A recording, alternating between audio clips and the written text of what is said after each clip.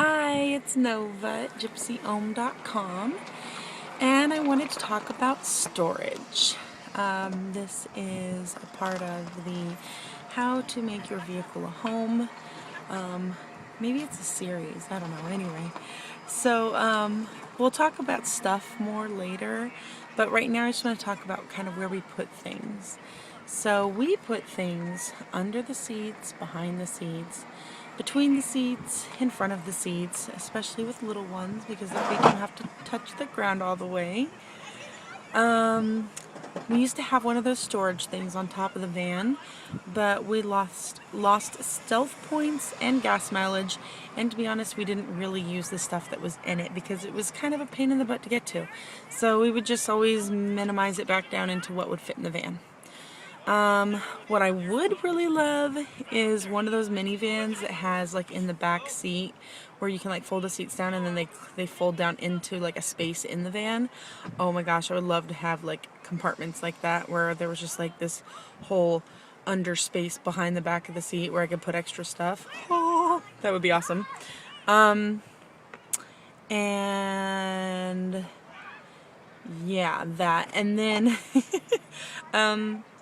the other thing I wanted to say about storage is containers for storage can take up square inches, which can make a really big difference. So whichever kinds of things that you use to hold your items makes a big difference. So like we have chosen to use bags for things or no bags. Like our clothes are just in stacks in the back. Underneath the seat, right on the floor there, because if we have them in something, it just makes it harder to get to them. So we just use that. And then the kids' toys, they have them in backpacks because that's, I'm going to say that's what's easiest, but I was actually today kind of thinking that I might want to try a different system. But anyway, so those are containers. So as far as stuff goes also,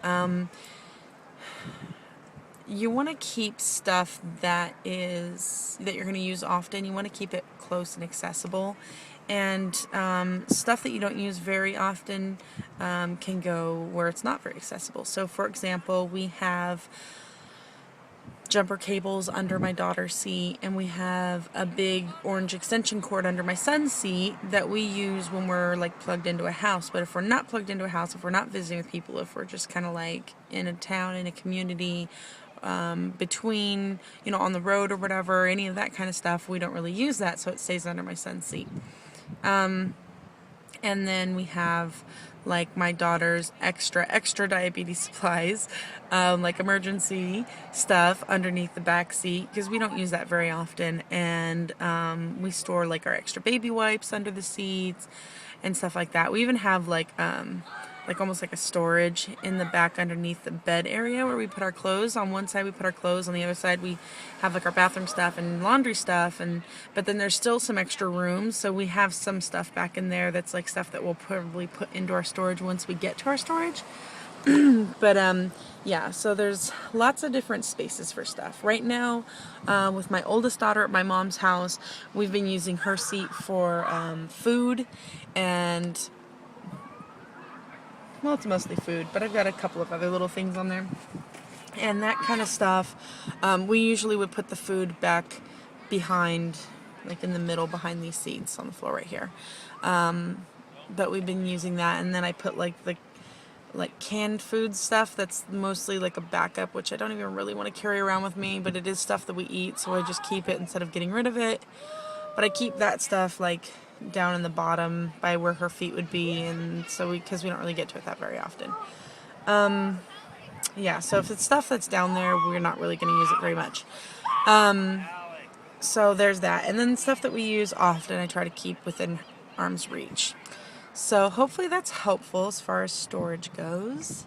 And yeah, hopefully it gets you thinking about where you can put stuff in your vehicle. We've had to get pretty creative, and we've also had to be very clear about what we actually wanted in our vehicle and what we did not need. So hopefully that helps you, and yeah, bye.